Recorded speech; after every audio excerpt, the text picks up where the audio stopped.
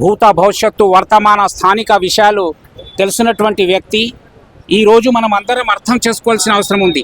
నాయకుడు అంటే ఎవరు, నాయకునికి ఏం తెలిసి ఉండాలి, నాయకుని యొక్క సమస్యలు ఏంటి, ఎల్లప్పుడూ ప్రజాసేవలో నాణ్యత ప్రమాణాలు కలిగి సేవలను అందించడంలో ఇక్కడ వాళ్ళ ఫ్యామిలీస్ మొత్తం 70 సంవత్సరాల నుంచి ఉన్నారు. 70 సంవత్సరాల నుంచి తల్లిదండ్రులు ఉన్నారు. కాబట్టి ఇక్కడ జూబ్లీ హిల్స్లో ప్రతి ఒక్క పేదవాని గుండెల్లో పేదోడంటే ఏమిటి ఒక తెలిసినటువంటి వ్యక్తి అంటే నవీన్ కుమార్ యాదవ్. అందుకోసం మనం అందరం అర్థం చేసుకోవాలి. ఇన్ని సంవత్సరాలు బత్యామన్నది కాదు, ఇన్ని సంవత్సరాల నుంచి సేవలు ఏం చేస్తున్నారని జనాలు చూస్తారు.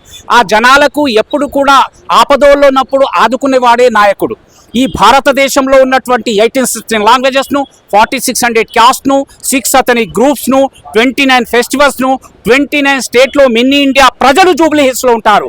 ఈ అందరూ భారతీయ భావంతో బతకాలని ఎప్పటికీ సూచన ఇచ్చి ఒక తొట్టెల విందు మొదలుకొని పెళ్లి విందు వరకు, చచ్చే విందు వరకు వెళ్లే నాయకుడు అంటే నవీన్ కుమార్ యాదవ్.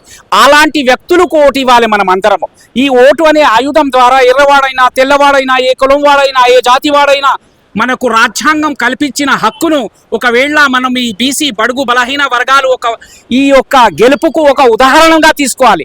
ఒకవేళ ఈసారి నవీన్ కుమార్ యాదవ్కు మీరందరూ బీసీ బడుగు బలహీన వర్గాలు, మేము మైనార్టీ సోదరులను కూడా అతనికి ఓటు ఇవ్వడానికి ముందు వరుసలో ఉన్నామని మీ అందరికీ తెలియపరుచుకుంటూ, నవీన్ కుమార్ యాదవ్కు బంపర్ మెజార్టీతో గెలిచినప్పుడే మన యొక్క జూబ్లీ హిల్స్ అభివృద్ధి చెందుతుందని మీ అందరికీ తెలియపరుచుకుంటూ, జై జవాన్, జై కిసాన్, జై కాంగ్రెస్.